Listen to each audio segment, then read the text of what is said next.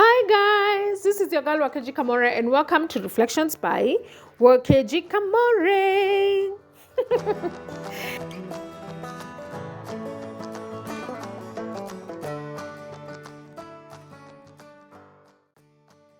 Today we are going to be looking at Psalms chapter 70 and you are in luck because this one is short. I'm going to read it word for word. I'm going to be reading it from the ESV version, which is the English Standard Version.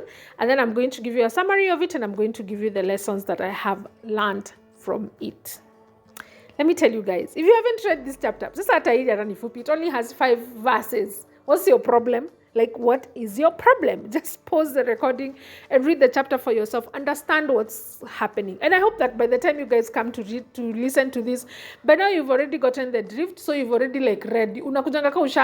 So you don't even need to pause because you've already read. So I'm going to assume that you've done that you've been obedient and that you have read. And so let's get on with it. This is what it says. The title of this is, "Oh Lord, do not delay." I don't know whether you guys have made that prayer. Like, oh God, don't delay. Please don't delay. And then it says, to the choir master, means that it was written to be given to the choir master, who then would lead it, or I will use it to lead in praise and worship in the temple. It was written by David for the memorial offering. And this is what it says, chapter 70. It says, "Make haste, O God, to deliver me. O Lord, make haste to help me. Let them be put to shame and confusion who seek my life. Let them be turned back and brought to dishonor who delight in my heart.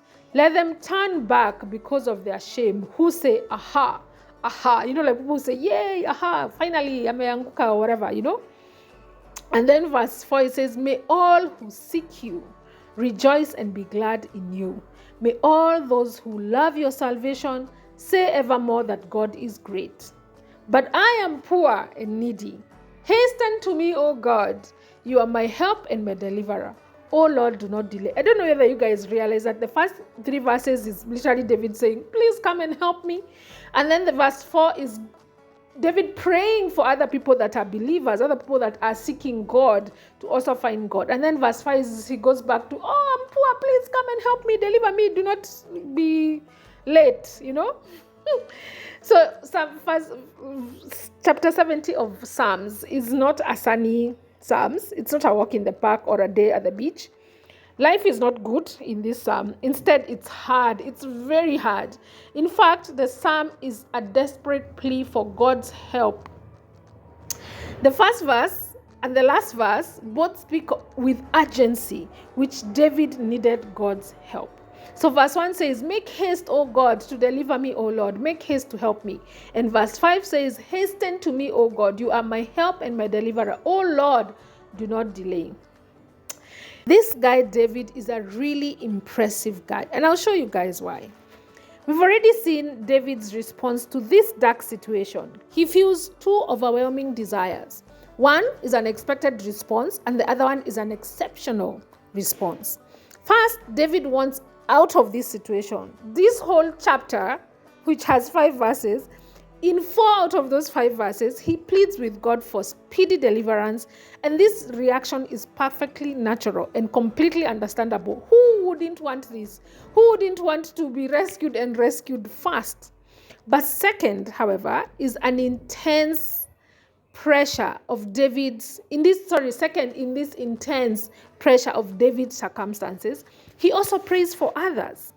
Let me tell you, that is an exceptional, impressive response. In his thick of things, under heavy fire, he prays not simply for personal escape, but for joy and gladness, for all those who seek God, and for testimony, or for all those who love God's salvation. He says, for those that love God's salvation, may they eternally say that God is great.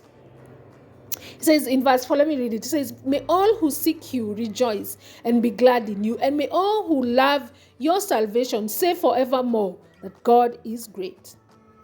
I mean, who does that? Who in the midst of their dire situation, thick of things, hellfire, prays for other people to find joy and for others to testify that God is great?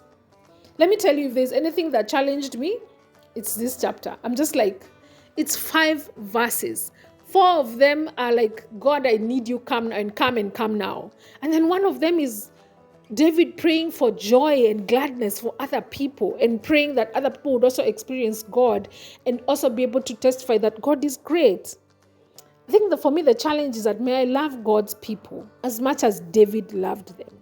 May I not be self-centered even in the times of desperate situations.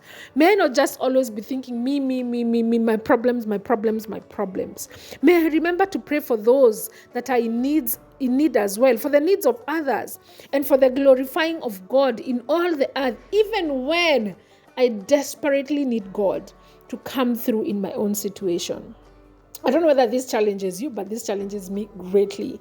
There are many times when I felt like, God, I just need you to rescue me and rescue me now.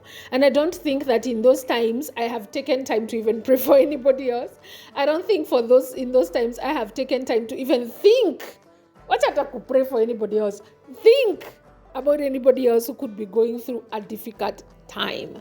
And this challenges me. May I really love God's people as David loved them. May I not be self-centered, even in the times of desperate situation, even in the eye of the storm. May I not be so self-centered. May I remember to pray for the needs of others, and may I remember to pray for the glorifying of God, because this is what David is praying for, that people would glorify God and say, God is great, even when I am in desperate need for God to come through in my own situations. I hope that you are challenged. I am super challenged, and see you tomorrow.